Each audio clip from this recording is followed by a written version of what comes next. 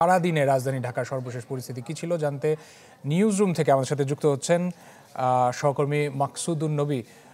মাকসুদ, অনেক ধন্যবাদ যুক্ত হওয়ার জন্য। আপনি একটু জানাবেন যে সারাদিনে আপনি ঢাকা শহরে বিভিন্ন প্রান্ত ঘুরে দেখেছেন, আজকেই আকস্মিকভাবে গতকালকে ঘোষণা দেওয়া হয়েছে যে শিক্ষা প্রতিষ্ঠানগুলো খুলে দিতে এবং সেই সাথে অফিস আদালতও খোলা ছিল। সারাদিনের পর্যবেক্ষণে আপনার চোখে কেমন এসছে সারাদিনের চিত্রটা, বিশেষ করে গতকালকের এই ঘটনা বা ঐতিহাসিক দিন দেখেছে, মানুষের প্রতিক্রিয়াও ছিল, আজকের দিনটা কেমন ছিল আপনার চোখে? গতকাল আসলে দুপুর 2টার পর যখন পরিস্থিতি একেবারে বদলে যায়, তখন সব কিছু নিয়ন্ত্রণের বাইরে মানুষ যেমন উৎসব করছে, উচ্ছ্বাস করছে, তেমনি অনেক বিশৃঙ্খলা তৈরি হয়েছে। যেই ছবি দেশের মানুষ দেখেছে, গণভবন, জাতীয় সংসদ ভবন সহ যেসব রাষ্ট্রীয় স্থাপনা, সেখানে অবাধে মানুষ ঢুকে গেছে। ঢুকে যাওয়ার মধ্যে যদি সীমাবদ্ধ থাকতো তাহলে হয়তো ঠিকই থাকতো, কিন্তু সেখানে কিছু লুটপাট কিংবা জিনিসপত্র নিয়ে গেছে, কিছু ভাঙচুর হয়েছে। সেই জায়গাটা থেকে আজকে কিছুটা পরিবর্তিত পরিস্থিতি দেখা যাচ্ছে, যদিও গোটা শহর এখন অরক্ষিত অবস্থায় আছে। আমি সকালে জাতীয় সংসদ ভবন দেখেছি, গণভবন ঘুরে দেখেছি। গণভবনে সকাল থেকে দুপুর 2টা পর্যন্ত সেখানে নিরাপত্তা খুব একটা ছিল না, যদিও কিছু সেনা সদস্যের উপস্থিতি ছিল, কিন্তু দুপুর 2টার পর আমরা দেখতে পেলাম যে গণভবনের কয়েকশো গজের মধ্যে নিরাপত্তা কড়াকড়ি করা হয় এবং কেউ তাতে সেখানে প্রবেশ করতে পারেননি সাধারণ মানুষ। তবে জাতীয় সংসদ ভবন এখনও অরক্ষিত রয়েছে। জাতীয় সংসদ ভবনে যে কোনো প্রাচীর টপকে কিংবা গ্রিলের ফাঁক গলিয়ে মানুষ যেতে পারছেন ভেতরে, কিন্তু সংসদ ভবনের যে মূল অধিবেশন কক্ষ সেখানে যেতে এখন বাধা দিচ্ছেন সেনা সদস্যরা। তবে কিছু পরিবর্তন হয়েছে, জাতীয় সংসদ ভবন আবার পরিষ্কারের কাজ করছেন সাধারণ ছাত্ররা। অনেক জায়গায় ট্রাফিক সিস্টেম, এখন অনেক জায়গায় না, সব জায়গায় ট্রাফিক সিস্টেম আপাতত ছাত্রদের প্রতিনিধিরা, বিভিন্ন সামাজিক সংগঠন তারা নিয়ন্ত্রণ করছেন।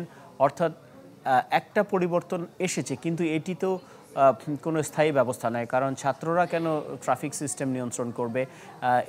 এটি কোনো নিরাপত্তামূলক ব্যবস্থা নয়।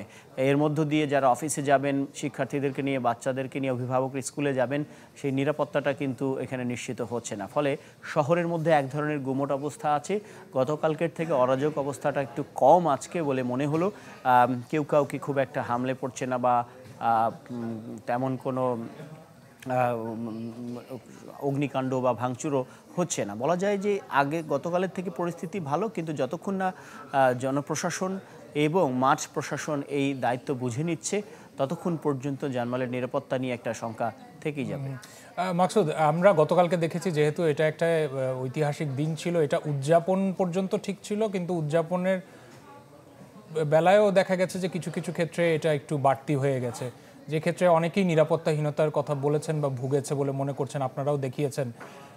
আপনি যে এই যে সাধারণ নাগরিকরা আজকে যারা ঘর থেকে বের হয়েছেন কাজের প্রয়োজনে বা অন্য কোনো দরকারে বের হয়েছেন, তাদের প্রতিক্রিয়াটা কি ছিল? বিশেষ করে কালকে রাতের পর তারা কি নিরাপত্তাহীনতায় ভুগছেন কিনা বা কি প্রতিক্রিয়া ব্যক্ত করেছেন আপনারা? অনেকের সাথে আমি কথা বলেছি যারা এখন সংসদ ভবনে যাচ্ছেন বা বিভিন্ন রাষ্ট্রীয় স্থাপনায় যাচ্ছেন, তারা প্রতিক্রিয়া জানিয়েছেন যে এই জায়গাগুলোতে তারা কখনো আসতে পারেননি, তারা যেতে চান।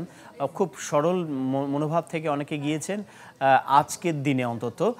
গতকালকে যারা যেতে পারেননি, আবার প্রতিক্রিয়া তারা জানিয়েছেন যে রাষ্ট্রীয় স্থাপনা থেকে যারা জিনিসপত্র চুরি করে নিয়ে গেছে বা খুশি মনেই নিয়ে গেছে, কোনোটাই কাম্য না, এগুলো ফেরত দেওয়ার জন্য তারা বলেছেন।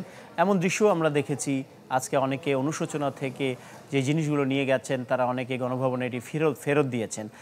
ফলে একটা পরিবর্তিত পরিস্থিতি দেখা গেছে।